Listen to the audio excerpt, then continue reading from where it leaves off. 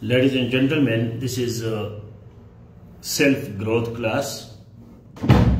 So we are discussing different topics regarding self-growth and self-improvement. How can you improve yourself?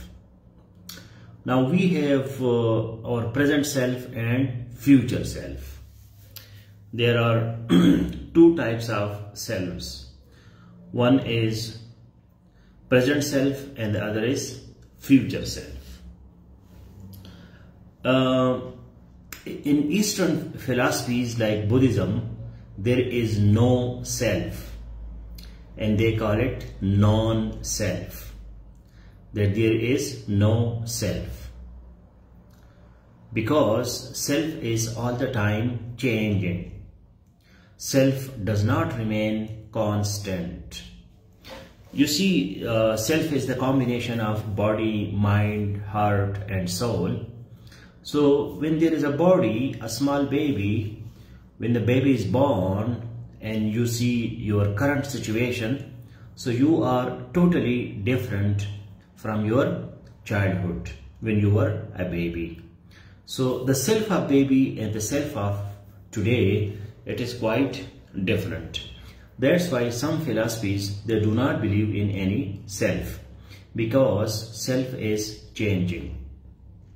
However, for the sake of understanding, we use the word self, and there are two types of self: present self and future self. Whatever self you have right now, there will be another self which will be in the future. So you can change your present self into a better self. There is a possibility. One possibility is if there is incurable disease, or there is some genetic disease or some disease in your chromosomes or DNA, and you are permanently handicapped, then that is a big problem, because there is no treatment.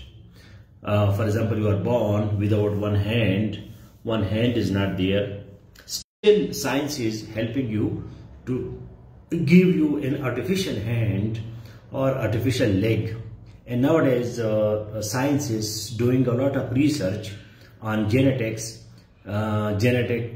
somatic hybridization and genetic engineering, so micropropagation. There are a lot of new technologies which are now available to treat your so-called incurable diseases. Even for cancer and such diseases which were considered in past without cure, incurable, that there was no treatment, but now treatment is available for many diseases. So it means that there is a hope. There is a hope. You can change yourself. You can improve yourself. You can grow. You will not remain the same. There are two types of growths. One is automatic growth and the other is natural growth. For example, you are a baby and today you are adult. So your babyhood and your adulthood, these are natural biological processes. You are eating, you are drinking, you are growing. So that is natural. Similarly, you are having experiences of life. You are learning here and there. So your mind is also growing. And your heart is also growing. In the childhood, you would love ice cream. And today, you love different things. So your heart is growing, your body is growing, your soul is growing, and your mind is growing. But that is a natural process. The other type of growth, that is intentional growth. That growth which is through training, through education, through philosophy, through psychology, through guidance, coaching. So you are growing, but because of some education, training, coaching, guidance, mentoring. As I am your mentor, I am your guide, I am your guru, I am your teacher, I am your educationist, I am your trainer. So I am also helping you so that you grow. You are reading books, you are listening to lectures, you are doing practice, you do a lot of things, and that's why you are growing intentionally. So there are two types of growth. One is natural growth and the other is intentional growth. So basically today we are focused more on intentional growth. Though natural growth is important, you should have a clean environment, there should be no pollution, there should be no contamination, and you should have a clean, clear kind of mind so that you do not have confusion, you do not have dirt around you, and you are having your clean oxygen, you do not have pollutants in your environment, so you are getting good biologically tested balanced diet. So in that case, naturally also you have to provide yourself with great environment. But education institutions, training institutions, classes, coaching activities, guidance, counseling, spirituality, philosophy, life coaching, personality development. So all these things are part of your self-growth, which are intentional. Now the last point in this discussion is, in this introduction, that is to be smart via smart. Please make this comment, smart via smart, S-T-A-R, star, capital S-T-A-R, via, V-I-A, or via, V-I-A, via smart, star via smart. Now star means, star stands for there is a situation, star, S stands for situation. T, there is task, there is a situation like delivering a public speech, giving a live speech, how to write an essay, how to understand a book. This is situation. So what task you are going to do? Reading, listening, speaking, practicing, facing your fears, overpowering your fears. You are scared, but still you are doing it. You are taking risks. You are facing the danger. So that is tasks. And what specific activities? S-T-A-R. A stands for activity. What exact activity you are doing? You are reading, you are involved, you are coming live, you are delivering a speech, and you are doing specific activities. So that is A, activities, and or that is result. What is the result of your that activity? Now you feel more self-confident, you have more self-esteem, now you love yourself more, now you are more satisfied, you are happy. So that is the result. So this formula is called STAR. Situation, task, activities, or result. Via what mechanism we use? So we use it with the SMART. SMART goals. We have to set goals which are SMART. S-M-A-R-T. Now SMART stands, S stands for specific, M measurable, SMART, A achievable, R relevant, T, that is, anybody can tell me what is T, because this will tell me that whether you have studied the notes or not. So this is my introduction. Now make a comment that I will be setting my goals, and then I will be growing more and more with intentional efforts, so that I get self-esteem because of my self-improvement, because I have present self and I have future self. So I have to take care of my future self, and I will start different activities which can help me to become a better person in the future. It's a long comment, but you can make it short, that I will improve myself for better self-esteem. I will improve myself for better self-esteem.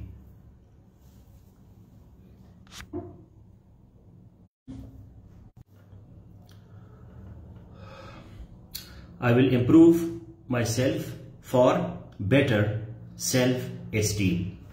Now, self-esteem means that self-worth, self-respect. आप अपने आप से कितना मुतमईन है, आप अपने आप को कितना चाहते हैं, आप अंदर से कितने खुश हैं, सेल्फ एस्टीम, आप अपना कितना इज्जत करते हैं, सेल्फ रिस्पेक्ट। तो मैं अपना इज्जत इसलिए करता हूं कि मैं ग्रो कर रहा हूं, मैं जो है मेरा नशोनमा हो रहा है, सेल्फ ग्रोथ। अब ये नशोनमा जो है उसकी दो किस्में हैं, एक है नेचुरल, एक है इंटेंशनल। नेचुरल का मतलब यह है कि कुदरती आप बढ़ रहे हैं, कुदरती तौर पर आप बढ़ रहे हैं। आप छोटे से बच्चे थे, आज आप इतने बड़े जवान हो, तो ये कुदरती आपकी नशोनुमा है। कुदरती नशोनुमा के लिए भी आपको अच्छा माहौल चाहिए, अच्छा खाना चाहिए, एक्सरसाइज चाहिए, वरना कुदरती तौर पर भी आपका ग्रोथ सही नहीं होगा। The other is intentional growth.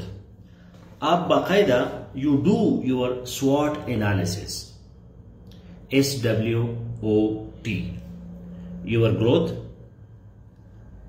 analysis, which we call SWOT, SWOT. S, strengths, W, weaknesses, O, opportunities, T, threats. So you do your SWOT analysis. आप अकेला बैठ के, spirituality means that you are alone, आप अकेले होते हैं तो आप स्पिरिचुअल होते हैं।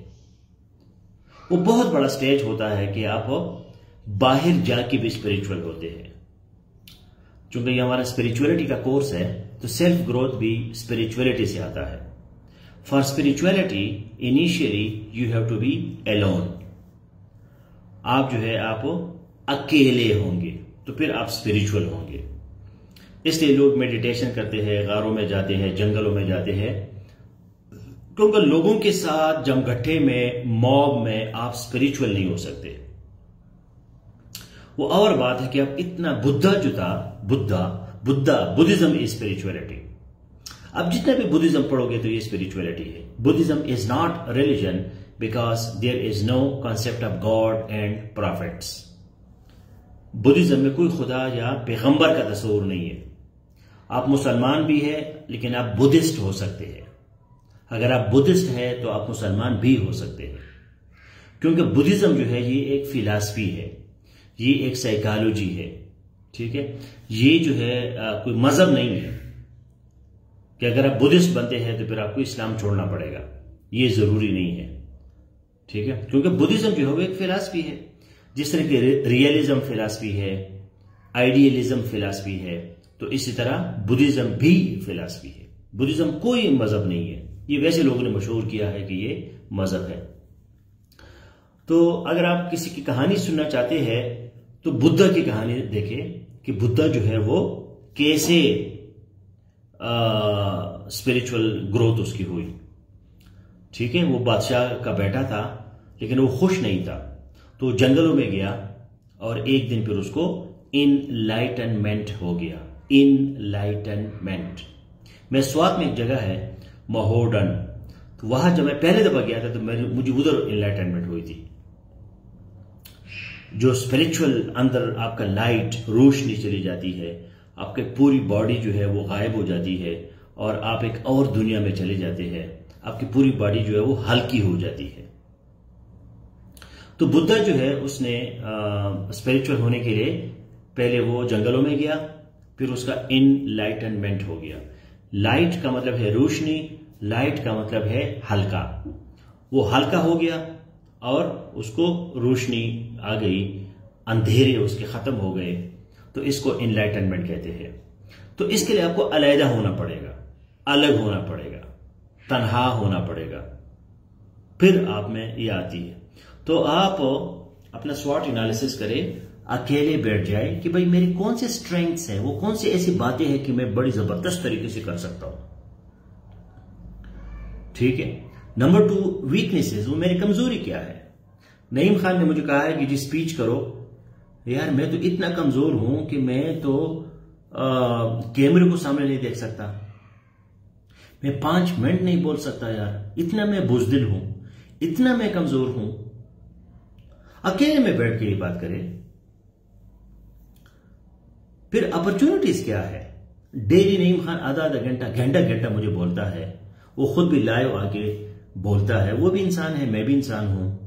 कितने यूट्यूबर्स हैं, कितने फेसबुक वाले हैं, करोड़ों लोग जो है यूट्यूब पे लाइव आते हैं, फेसबुक पे लाइव आते हैं, वीडियोस बनाते हैं, पैसे कमाते हैं, तो मैं क्यों ना करूं ये। मुझ में जो ये कमी क्यों है। तो ये आपका वीकनेस है। उसके बाद है अपॉर्चुनिटीज, आपका सेफ 2 है, सेफ है, LPCS है, ये आपकी अपॉर्चुनिटीज है। आखिर में थ्रेट्स बाहर के थ्रेट्स क्या है। आप लोगों से डरते हैं, लोग क्या कहेंगे, तो इस पे आपने सोचना है कि यार अभी तक मैंने कुछ नहीं किया तो लोगों ने मुझे क्या कौन सा सर्टिफिकेट दिया, और मैंने जिंदगी में जो गलतियां की है तो उन गलतियों का कौन सा मुझे कोई इतनी बड़ी सजा मिल गई, किसी ने मुझे थप्पड़ मारा कि तुमने अंग्रेजी गलत लिखी, या तुमने गलत स्पीच किया, या तुम्हारा प्रोनाउंसिएशन ठीक नहीं है, या तुम्हारा चेहरा ठीक नहीं है।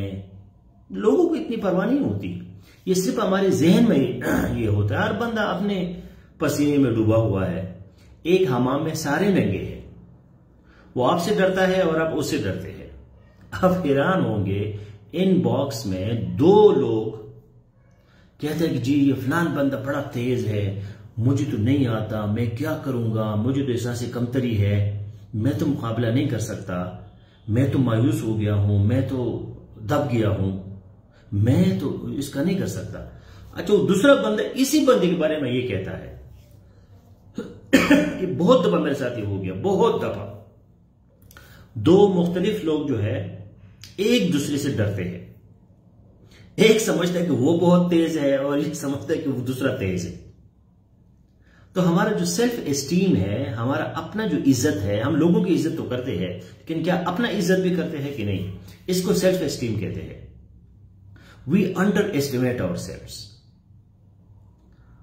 हम अपने आप को बहुत छोटा समझते हैं। तो इस वजह से स्मार्ट जो मैंने आपको कहा, इसमें एम जो है वो मेजरेबल है।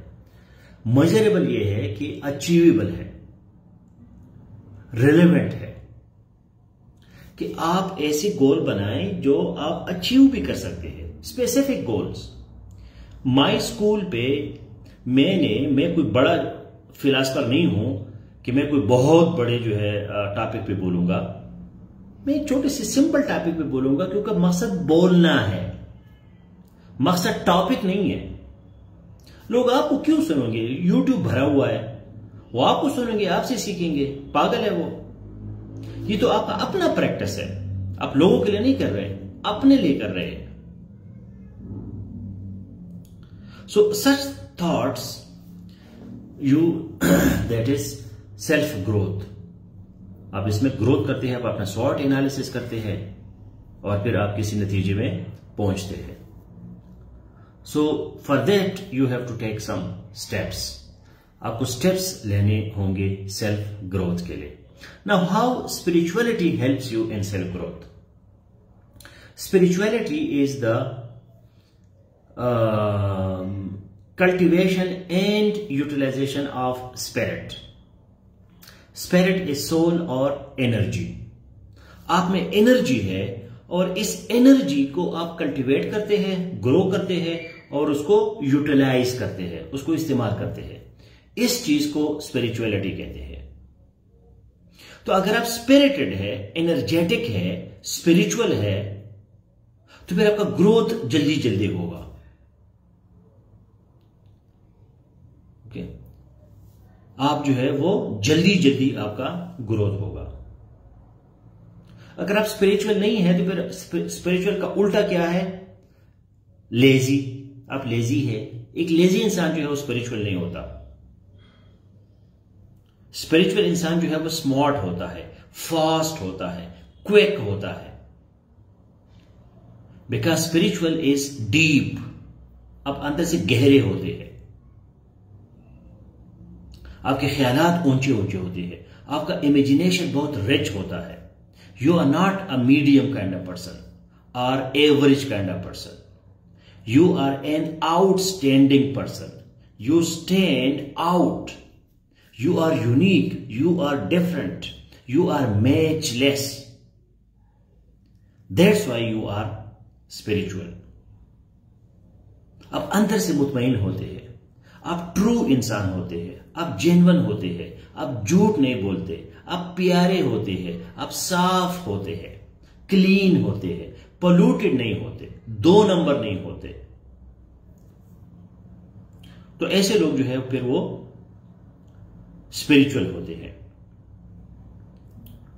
तो सेल्फ ग्रोथ में, अपने सेल्फ को बढ़ाने में जो इंपॉर्टेंट काम प्ले करता है, that is spirituality and that is goal setting. Goal setting, कि आपके गोल जो है क्या है, आपकी जिंदगी का मकसद क्या है, आप क्या करना चाहते हैं, what is the meaning of your life.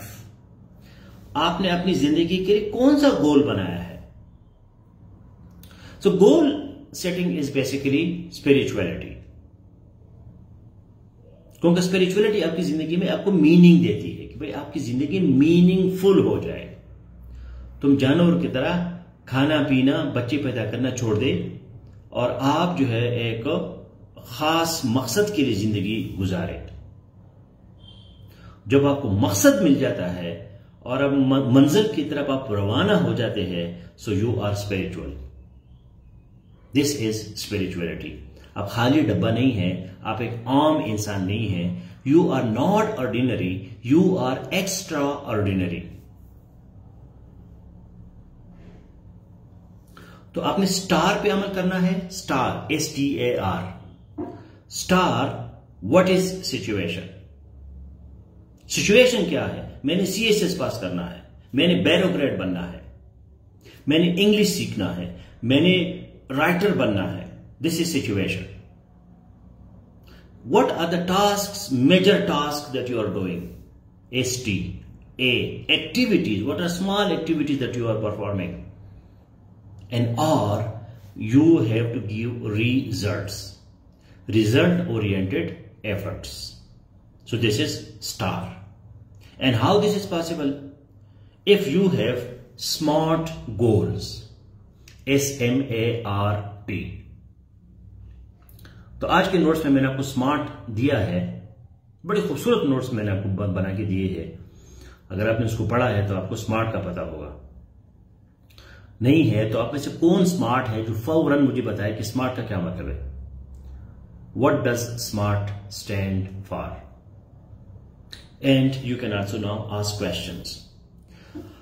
आपकी सेल्फ ग्रोथ में, सेल्फ इंप्रूवमेंट में, सेल्फ रिकॉग्निशन में, सेल्फ एक्चुअलाइजेशन में, आपकी जिंदगी के सफर में आपके क्या मसाइल है। अगर बहुत प्राइवेट है तो मुझे इनबॉक्स करें, व्हाट्सएप मैसेज भेजें। अगर पब्लिक में आप डिस्कस कर सकते हैं, so please discuss what are your problems. क्या प्रॉब्लम्स है सेल्फ ग्रोथ में, so that I can do your counselling. मैं आपको कोई मशवरा दे दूं। Meanwhile tell me what is smart. Smart क्या चीज है। जिन्होंने आज के नोट्स पढ़े हैं तो उनको पता होगा।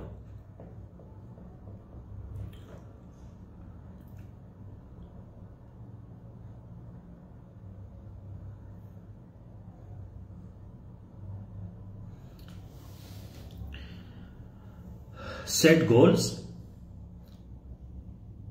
with the formula of SMART. SMART। तो अभी जरा नोट्स आपने निकाले, देखिए किधर है स्मार्ट का क्या मतलब है।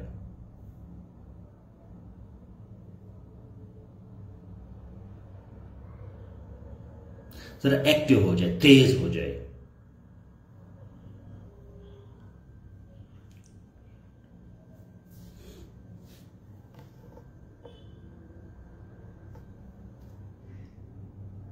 Meanwhile, you can also ask questions.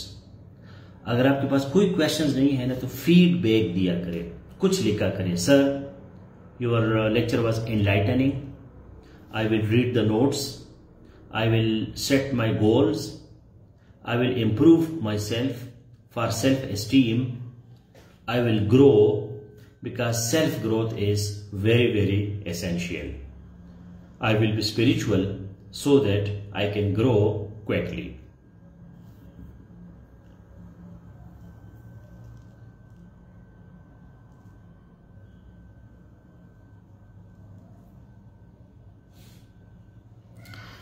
Imran Khan, ये जो स्मार्ट का लफ्ज है ना, SMART, इसके हर लफ्ज से एक लफ्ज बनता है। This is acronym. एक्रोनिम जिस तरह के वापडा है, वाटर एंड पावर, वापर, वापडा, यूनेस्को। इसी तरह स्मार्ट से भी बनता है, जो मैंने आपको नोट्स में दिया। ये आप लोगों का टेस्ट है कि मैं घंटे लगा के आपके लिए आपके लिए नोट्स बनाता हूं, कि आप उसको पढ़ते भी हैं या नहीं पढ़ते।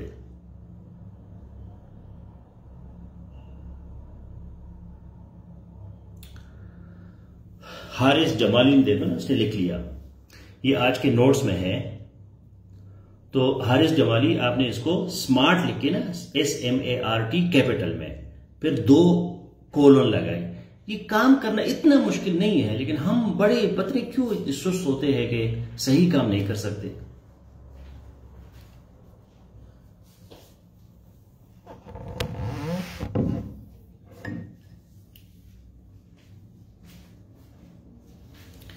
ये आज के नोट्स में मैंने आपको दिया है। डेली में आपके लिए घंटे लगा के नोट्स बनाता हूं, तो उसको पढ़ा करें। You will get a lot of important points. कितना मैं आप लोगों की मिन्नत करूंगा। So smart stands for goal setting. Goal should be specific, clear goal, specific, special, खास। मजरेबल, क्लियर गोल, इसको मजर कर सकते हैं, काबिल में पैमाइश। अटेनेबल, अटेनेबल का मतलब क्या है कि उसको आप अटेन कर सकते हैं। ये पता नहीं ये है कि कोई और चीज है यार।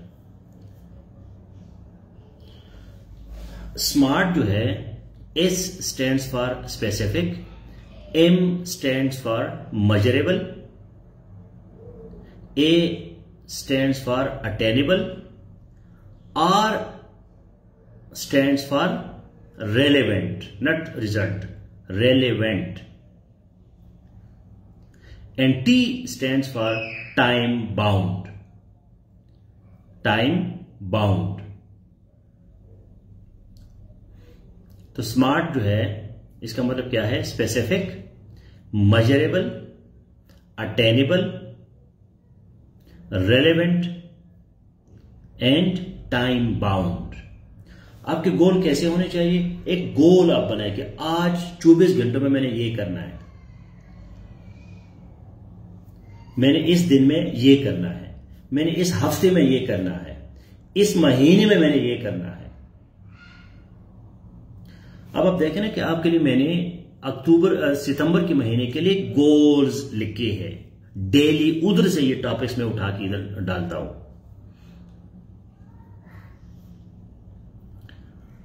उधर से उठा के मैं इसको इधर डालता हूं। मैंने पूरी महीने के लिए गोल्स सेट किए हैं। तो आपके महीने के गोल्स क्या है? आपके दिन के गोल्स क्या है? इसको कहते हैं स्मार्ट। लेकिन गोल्स ये नो कि जी मैं 50 किताबें पढ़ूंगा, ये अटेनेबल नहीं है, ये मेजरेबल नहीं है। ठीक है, तो आर का मतलब है रेलेवेंट, रिजल्ट नहीं है, रेलेवेंट, क्योंकि ये सारे एडजेक्टिव्स है। आप लोग बहुत फजूल लोग हैं ना, हद से ज्यादा फजूल है। जब सारे एडजेक्टिव्स होते हैं तो फिर रिजल्ट कहां से आ गया? रिजल्ट जो है ये नाउन है।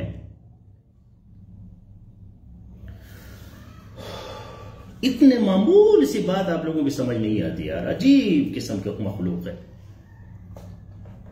पता है सारा दिन आप लोग क्या करते हैं? एक स्मार्ट का लफ्ज आपको समझ नहीं आ सकती।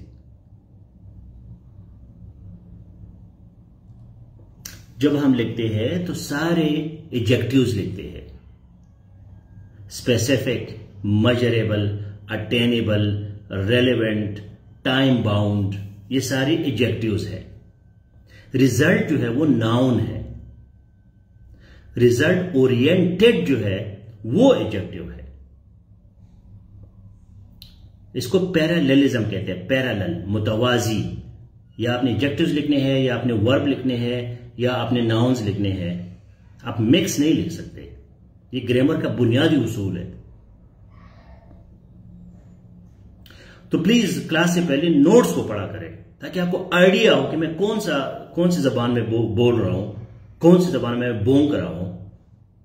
कुछ बंदे इंसान की अपनी टीचर का भी कोई इज्जत करे। इतना इसको हमें नोट्स बना के देता है, हम उसको पढ़ती भी नहीं है। इस तरह तो काम नहीं चलेगा ना। सेल्फ ग्रोथ के लिए आपको सीरियस होना पड़ेगा ताकि मैं ग्रो करूं, मैं चेंज हो जाऊं। मैं सारा दिन वही लट्टू, यही जो है खाली डबा रहूंगा। अगर आप सेफ 2 में एक छोटा सा लेक्चर देते हैं तो ये आपका सेल्फ ग्रोथ है। आज आपने 5 मिनट लेक्चर दिया, कल आप 10 मिनट लेक्चर दोगे। लेकिन थोड़ा सा सीरियस हो जाए यार, जरा लर्निंग मोड में आ जाओ। कोई ग्रो करो, कोई लिखो, कोई बोलो, कोई डिस्कस करो, कोई टॉपिक छेड़ो, तो फिर आपका सेल्फ ग्रोथ होगा। अब क्या समझते कि सब कुछ ऑटोमेटिक होगा, मैं कुछ नहीं करूंगा और सब कुछ हो जाएगा? इस तरह तो नहीं होता ना। एक छोटा सा मैंने आपसे क्वेश्चन किया कि स्मार्ट का क्या मतलब है, और आपको ये भी नहीं आता।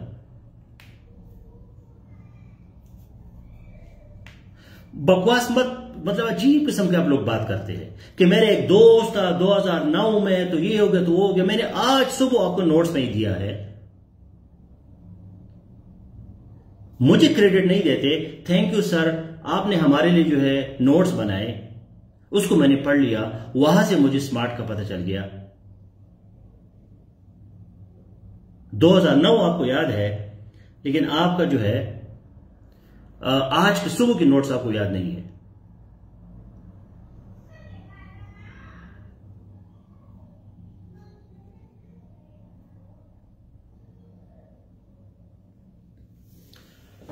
So now let me answer your questions. Abdul Ghaffar, I usually indulge into negative thoughts while using social media. I become procrastinate from some posts and videos, and after wasting time, I feel. Look, safe is enough for you in social media. तमाम compulsory subjects, optional subjects, spirituality, philosophy, इसमें हर चीज मौजूद है।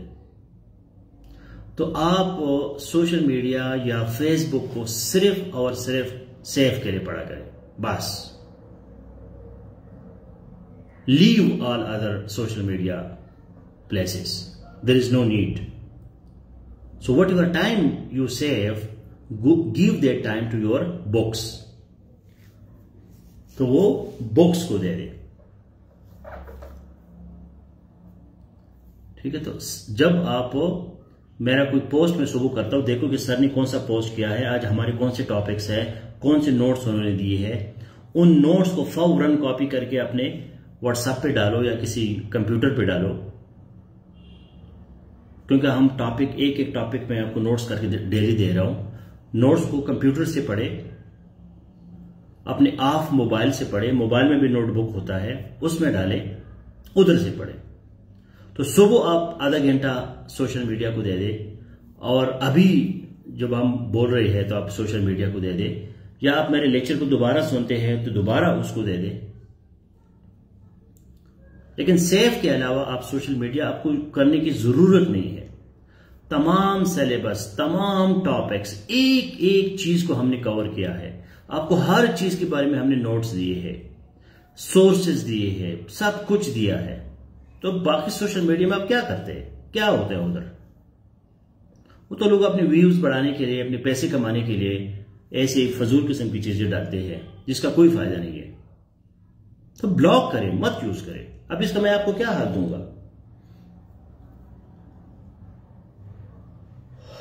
तो आप अब्दुल गफ्फार हर 2 घंटे बाद safe to में आ जाओ और किसी टॉपिक पे बोलो। जब भी आपको नेगेटिव थॉट्स आते हैं, सेफ टू ऑन करो, किसी टॉपिक पे बोलो। नहीं बोल सकते, कोई रीडिंग करो, कोई 10 ईडियम लिखो, उन ईडियम को पढ़ो। ऐसे आसान काम है, बटन दबाओ, सामने स्क्रीन लगाओ और 10 ईडियम बोलो। कोई विकेबलरी बोलो, कोई ग्रामर का प्रिंसिपल बोलो, कोई पाकिस्तान चाइना के बारे में बात करो। तो जब भी आपको नेगेटिव चीजें आती है तो फौरन अपने आप को कहीं पॉजिटिव काम में बिजी करो। How to change threats to opportunities for personal growth. Now threats are negative things, weaknesses are negatives. तो आपकी जो नेगेटिव चीजें हैं उसको आप पॉजिटिव नहीं बना सकते। आप जहर को तरियाक नहीं बना सकते, ठीक है? आप गलत चीज को ठीक नहीं कर सकते। ये थ्रेट्स और जो वीकनेसेस है उसको सिर्फ आपने आइडेंटिफाई करनी है। अगर आपका स्ट्रेंथ्स है और आपके पास अपॉर्चुनिटीज है तो फिर आपको वीकनेसेस और थ्रेट्स की क्या जरूरत है? तो थ्रेट्स को आपने आइडेंटिफाई करना कि ये मेरा दुश्मन है। अब दुश्मन को दोस्त बनाना ये बड़ा मुश्किल काम है। तो दुश्मन को बंदा एवॉइड करता है, सेल्फ कंट्रोल करता है। ये गलत काम है, इसका गलत नतीजा है, इसका मेरे लिए कोई फायदा नहीं है, फजूल काम है, तो मैं इसको क्यों करूं? उसको एवॉइड करें। Increase your opportunities. अगर सेफ एलपीसीएस आपकी अपॉर्चुनिटी है तो इसके लिए ज्यादा टाइम दे दो। इसी एलपीसीएस ग्रुप में बेहतरीन किस्म की आपको चीजें मिलती है। इसको ऊपर से नीचे टटोलो, इसका एक वेबसाइट की तरह पढ़ो, सुनो। ये जो मैं अभी आपको लेक्चर दे रहा हूं, इस तरह 1000 लेक्चर जहां मौजूद है मुख्तलिफ टॉपिक्स पे, उनको सुनो। तो अपने अपॉर्चुनिटीज बढ़ाओ, अपने स्ट्रेंथ्स को बढ़ाओ। अगर आपकी बीमारी है तो आप ये नहीं कहते यार ये बीमारी जो है ये कैसे मैं कंट्रोल करूं। बीमारी का बेसिक फार्मूला क्या है? Antibody and antigen. Antigen is pathogen, this is a disease causing organism. आपकी बॉडी को कोई चीज बीमार करता है, मिसल बैक्टीरिया है, वायरस है, आपने कोई गलत खाना खाया है या जो भी है, उसको एंटीजन कहते हैं, या पैथोजन या जर्म, जरासीम। तो बॉडी में उसके खिलाफ एंटीबॉडी पैदा हो जाती है। जो व्हाइट ब्लड कॉर्पसल्स है, जो आपकी सफेद खुली है खून में, तो वो उस जरासीम के खिलाफ मुदाफियत करता है ताकि जरासीम को वो कमजोर करे और बंदे को स्ट्रांग करे। हम दवाई क्यों खाते हैं? Why do we eat medicine? Medicine जो है उसको हम इसलिए खाते हैं कि आपका जो अंदर का एंटीजन है, एंटीबॉडी है, वो स्ट्रांग हो जाए ताकि वो जरासीम का मुकाबला कर सके। एड्स जो है, AIDS, एड्स बीमारी, acquired immune deficiency syndrome, acquired immune deficiency syndrome, AIDS से बना। ये भी एक्रोनिम है। एक्रोनिम वो अल्फाज होते हैं जिसको हम पूरा बोलते हैं। BBC ये एक्रोनिम नहीं है क्योंकि इसको हम अलग-अलग बोलते हैं। तो AIDS is acquired immune deficiency syndrome.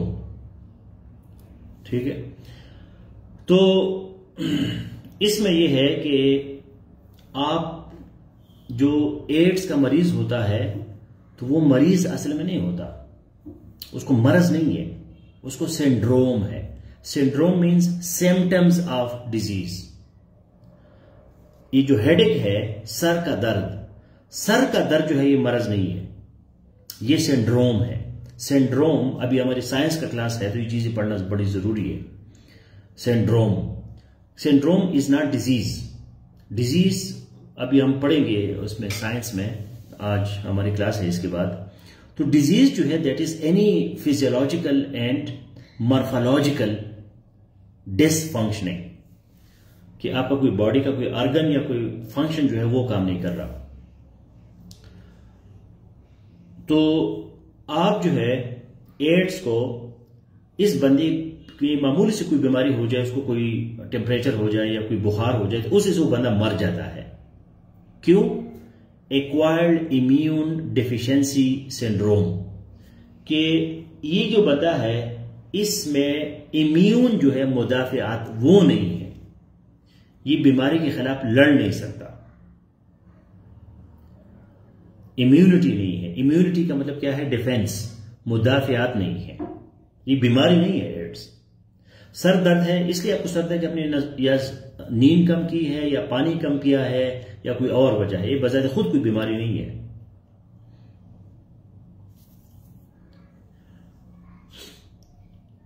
तो अपने आप को स्ट्रांग करो। जब आप स्ट्रांग हो गए तो वीकनेसेस ऑटोमेटिकली खत्म हो जाएंगे।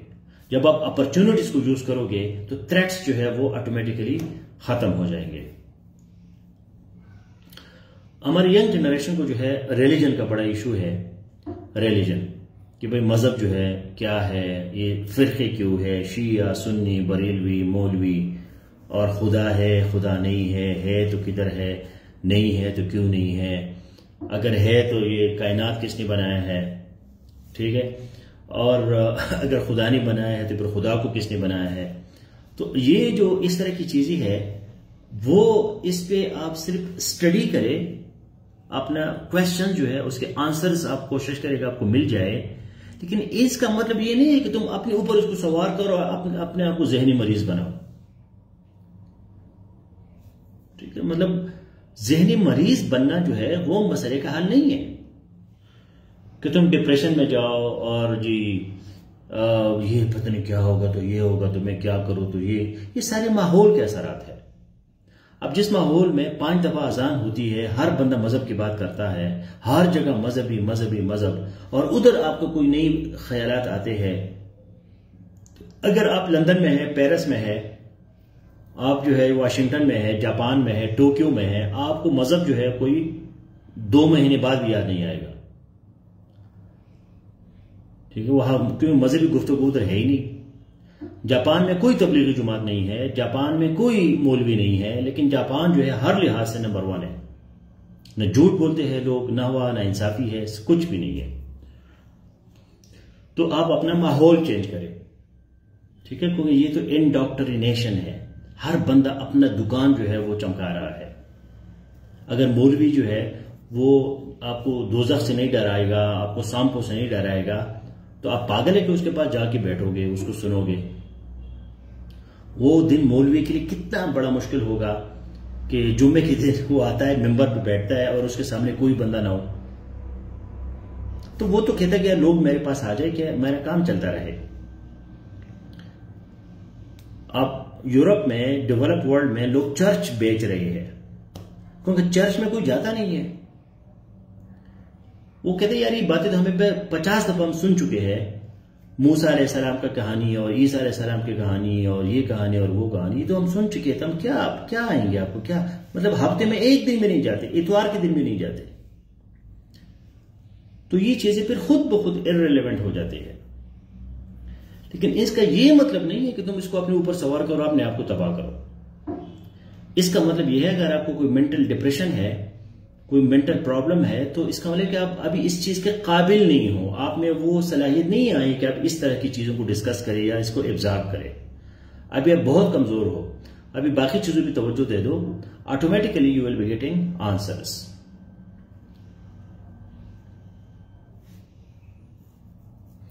सो I hope I answer your questions.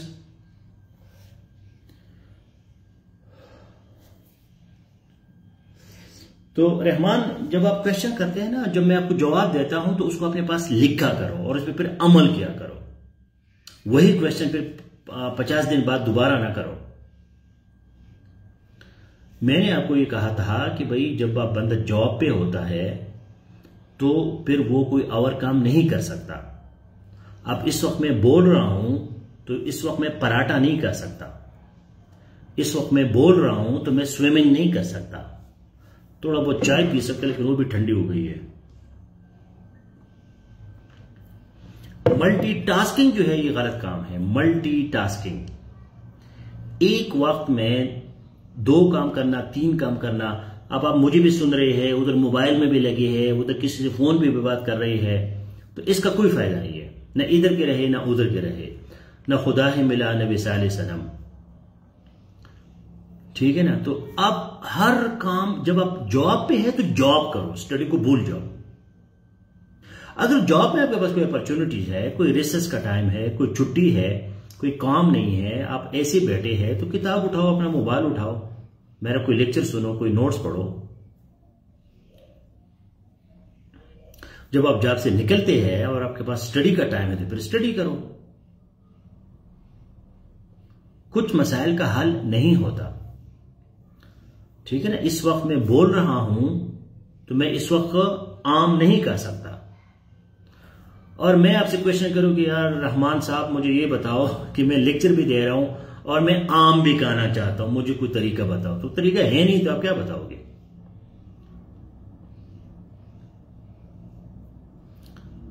ठीक है ना। लेक्चर देते हुए मैं आम नहीं कर सकता। हाँ, अगर बहुत कोई माहौल ऐसा हो कि अपने दोस्त यार बैठे हो या कोई फ्रैंक किस्म का माहौल हो कि इधर मैं आम भी कर रहा हूं, खा रहा हूं, इधर मेरे बाल भी गंदे हो रहे हैं, इधर जो है मेरे उंगलियां भी गंदे हैं, इधर मैं दांत भी ऐसे निकल रहे हैं और मैं आम भी खा रहा हूं और बातें भी कर रहा हूं, तो वो हो सकता है। लेकिन यही मैं आपको कह रहा हूं, अगर आपकी जॉब में कोई अपॉर्चुनिटी है जब आप अपना मोबाइल उठा सके, किताब उठा सके, तो पढ़ा करो। वरना इस चीज को, इसको ऊपर अपने ऊपर सवार मत करो कि जी मेरा जॉब है तो मैं स्टडी नहीं कर सकता, क्योंकि ये रियलिटीज है। ये रियलिटीज है। जब आप अपने गाड़ी में बैठे हैं तो आप जहाज में नहीं बैठे। इसको कहते हैं स्टोइसिज्म, कि अपने आप को कंट्रोल करो। आप जहाज में नहीं बैठे, आप गाड़ी में बैठे हैं, तो आप एक वक्त में जहाज और गाड़ी में नहीं बैठ सकते। वो और बात है कि अभी साइंस ने ऐसी गाड़ियां बनाई है कि वो जहाज बन जाते हैं, तो वो यूनिक केस है। अगर आपके पास ऐसी गाड़ी है कि आप बटन दबाई तो वो उड़ जाता है, वो तो एक और चक्कर है। तो प्लीज बी रियलिस्टिक, ठीक है। आप हकीकत की दुनिया में रहे। हकीकत, सच्चाई, ये बहुत अच्छी चीज है। फेस द रियलिटी, जो है वही है। कर सकता हूं, कर रहा हूं, नहीं कर सकता तो कुड़ने की कोई जरूरत नहीं है। All the best, see you now in science class.